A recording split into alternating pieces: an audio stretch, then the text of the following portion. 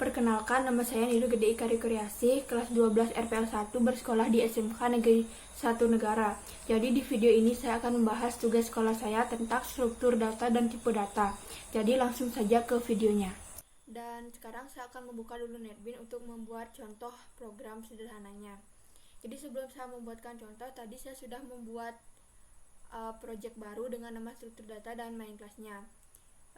Saya akan menjelaskan sedikit dulu tentang struktur data. Struktur data itu digunakan untuk mendeskripsikan kumpulan objek data atau mengumpulkan data sesuai dengan tipe data yang ada. Jadi sebuah data atau beberapa data itu dikumpulkan menjadi satu sesuai dengan jenis dan tipe datanya di dalam struktur data. Struktur data itu ada dua, yaitu struktur data majemuk dan struktur data sederhana. Saya akan menjelaskan struktur data sederhana, yaitu array. Jadi array itu adalah sebuah struktur data yang berisikan himpunan data yang bertipe data sama yang bisa diakses dengan indeks. Langsung aja ke contohnya. Sekarang saya mau membuat contoh yaitu dengan tipe data integer. Kita langsung aja.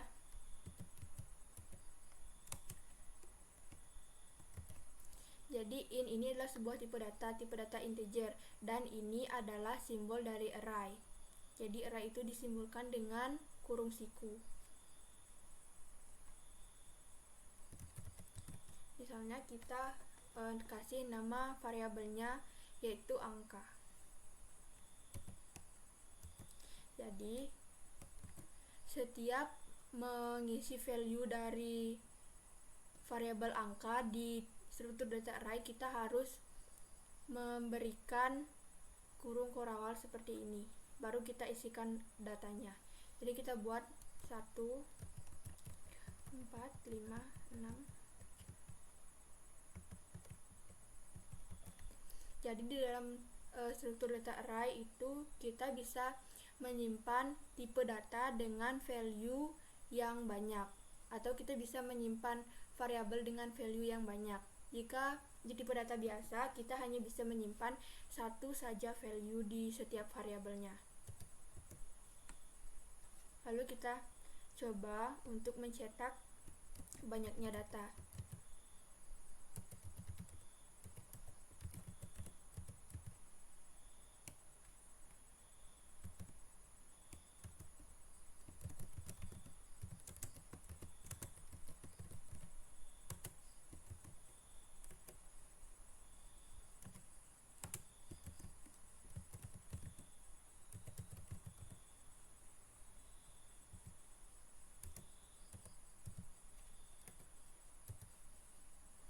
Jadi sistem .out.println ini digunakan untuk mencetak data ke layar. Banyak data adalah ini yang akan tampil di layar. Plus angka ini memanggil variabel angka. Dan length ini untuk menentukan banyaknya data. Jadi kita akan coba menjalankan programnya. Kita pakai Shift F6. Banyak data adalah 10, jadi banyaknya data di sini ada 10, yaitu dari 1, 2, 3, 4, 5, 6, 7, 8, 9, dan 0. Banyak data dan indeks itu berbeda, jadi kalau banyak data itu dihitung dari 1, 2, 3, 4, 5. Jika indeks itu dihitung dari 0, misalnya 1 ini adalah indeks ke 0, 2 indeks ke 1, dan seterusnya. Kita akan coba menampilkan.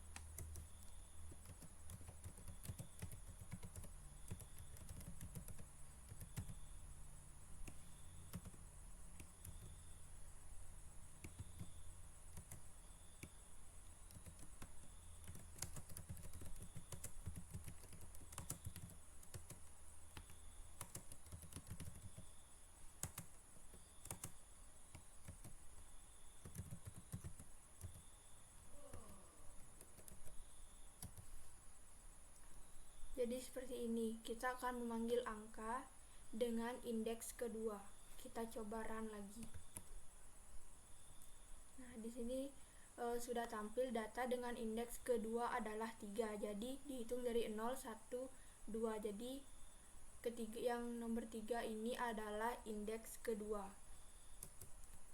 Untuk memanggil data terakhir, kita bisa menggunakan sintaks seperti ini.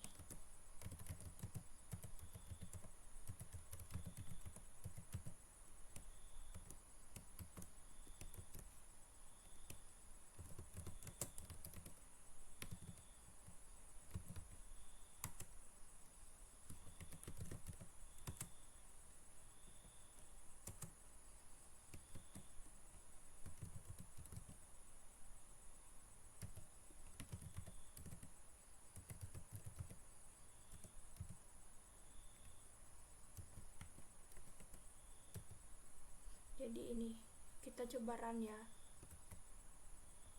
Nih, data terakhir adalah 0. Jadi di sini benar ya, data terakhir adalah 0. Sekarang kita akan mencoba untuk menampilkan semua indeks data yang ada di sini. Kita pakai perulangan for. Sintaksnya seperti ini.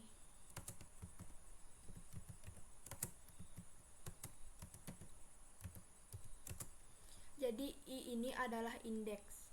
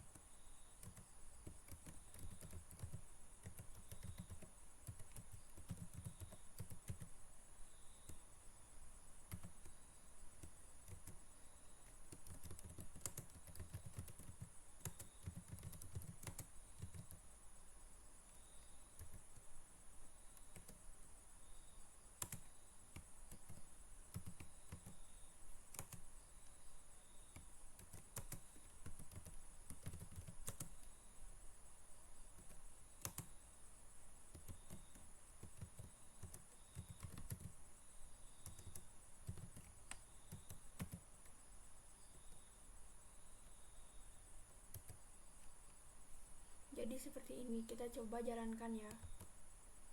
Jadi ini akan tampil seperti ini.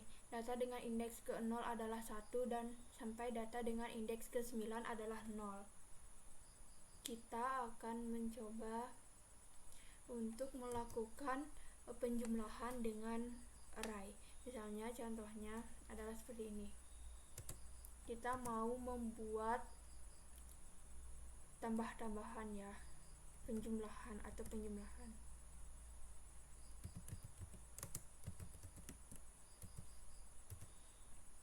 Karena in angkanya sudah ada di data, jadi kita hanya perlu integer untuk jawabannya.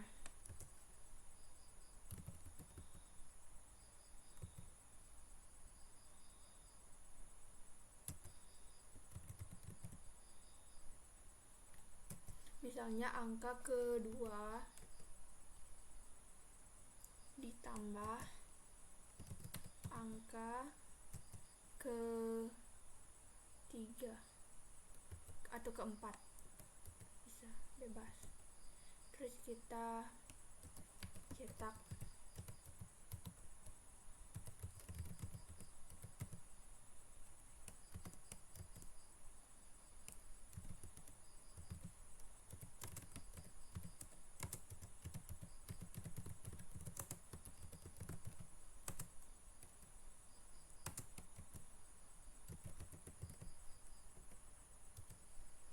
Jadi seperti itu kita akan lihat jawabannya. Jadi hasilnya ada 8. Angka 2 ini berarti angka dengan indeks kedua yaitu 3. Indeks keempat yaitu 5. Jadi 3 ditambah 5 sama dengan 8. Jadi jawabannya sudah benar ya.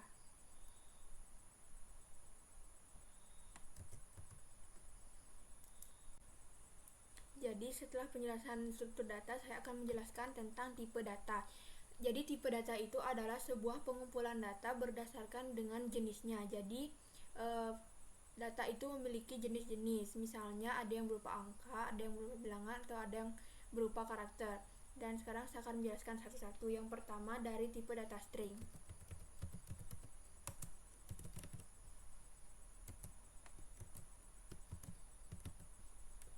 Misalnya string nama sama dengan IKA. Jadi string ini adalah tipe data yang menyimpan data dari gabungan beberapa karakter.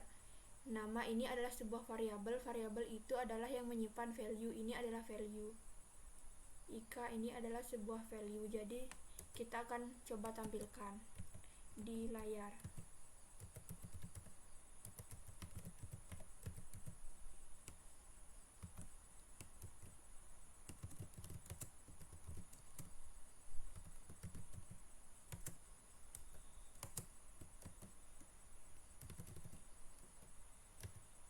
Jadi seperti ini, kita coba jalankan programnya. Jadi nama saya adalah Ika. Jadi sudah tampil, ini adalah tipe data string. Tipe data integer sama seperti di atas, tapi bedanya jika tipe data itu hanya menyimpan satu saja value. Jika dalam struktur data array, ini bisa menyimpan beberapa data. Jadi saya tidak akan membuat contohnya karena sudah ada di atas. Langsung aja kita mau ke contoh yang double, struktur data double. Jadi struktur data double ini menyimpan angka tapi dalam bentuk bilangan pecahan. Misalnya string pecahan.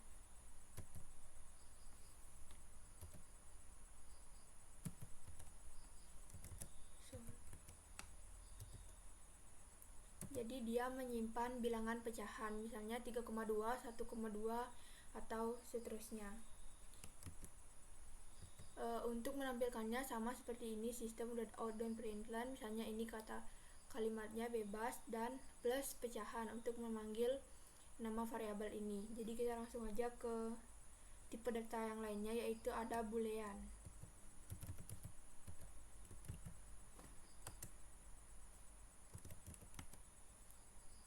Jadi boolean ini adalah tipe data yang menyimpan dua jenis, yaitu hanya berisikan true dan false.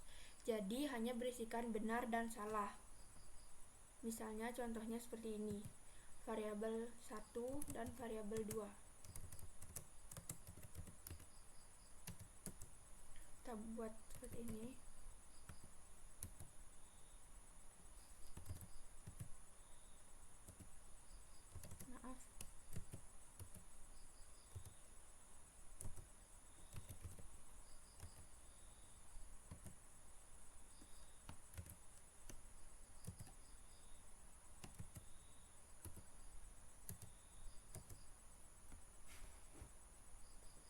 Jadi kita langsung tampilkan hasilnya.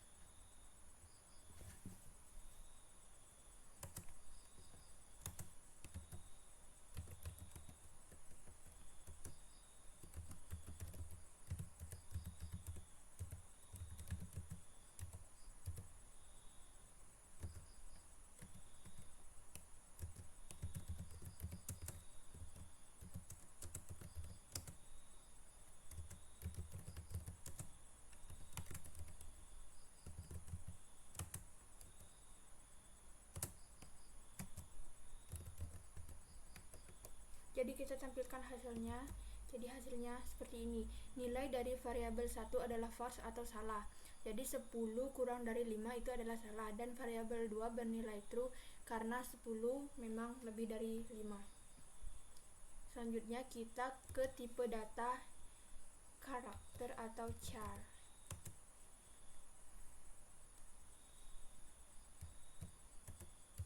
Misalnya JK ini adalah jenis kelamin. Misalnya kita akan menambahkan jenis kelamin yaitu P. Jadi